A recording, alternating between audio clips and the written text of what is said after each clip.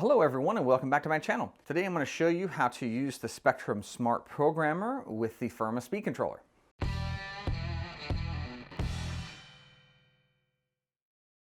Now, as I mentioned in the opening, we're going to do some programming on the Firma speed controller here.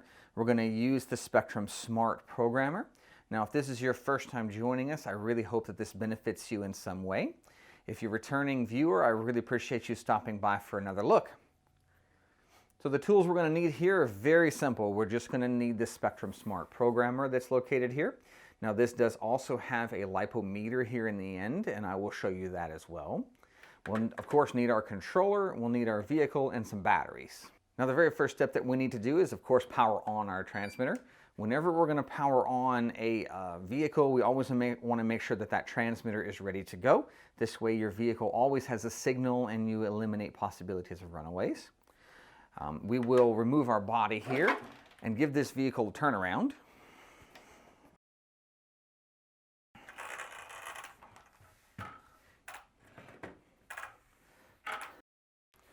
Now, getting a closer look at the speed controller here, you'll notice there is a fan cable that's located right here. Where this fan cable plugs into the speed controller, it's way down here in the bottom. Let me see if I can get this a little closer for you. So it's kind of down here in the bottom. You trace these wires out, they're going to plug in here. And if you look close, I'm going to unplug this now. If you look close, there is a negative, a positive, and kind of a signal loop kind of a thing. So that signal loop is your lightest wire on your programming cable. So if we look here, you see our programming cable has our plug-in. See that lightest wire there? That white wire is going to line up with that signal plug. So we're going to go ahead and plug that in. Now we're going to plug in our batteries.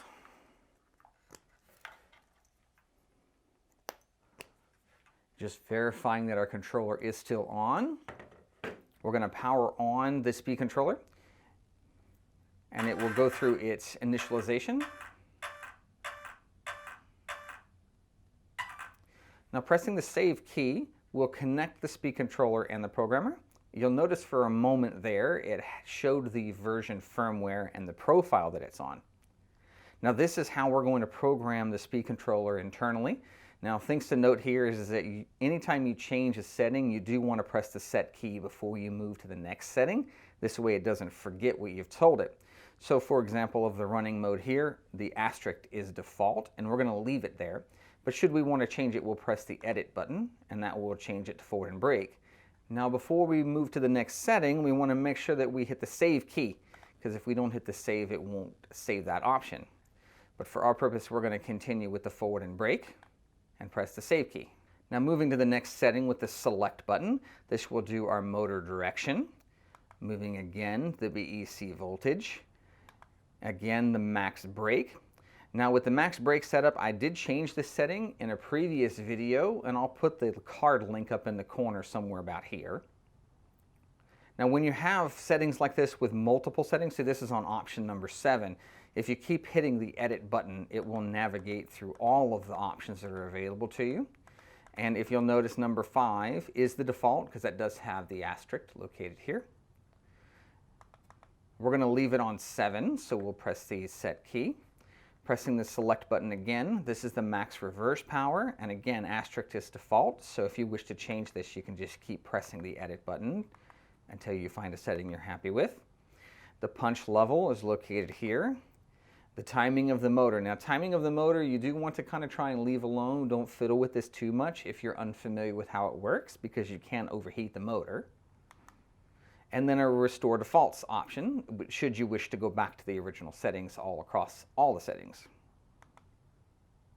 So that's it as far as the programming card on the speed controller, and you can see that's pretty simple. There's not really a lot to it as far as adjusting, and this is by far a lot easier than doing the manual programming. And if you want to see that video again, I'll put the card up located somewhere about here. Now, for the Lipo Checker, this is a pretty cool little setup too, because you can use this for lipo checking, and you'll notice that you have your cells lining out, so that square is your negative wire. So if we take our balance lead from our battery connector and we line that black wire up all the way over here, the card will power up, And you can see the individual cell voltages of each of your cells. So your total pack voltage, cell 1, 2, 3, and 4, and 5, 6, 7, and 8. Now since this is only a 3-cell battery, it's only going to show you the cells that are available, so it's going to show you 1 through 3. As far as the voltage checker, that is really about it.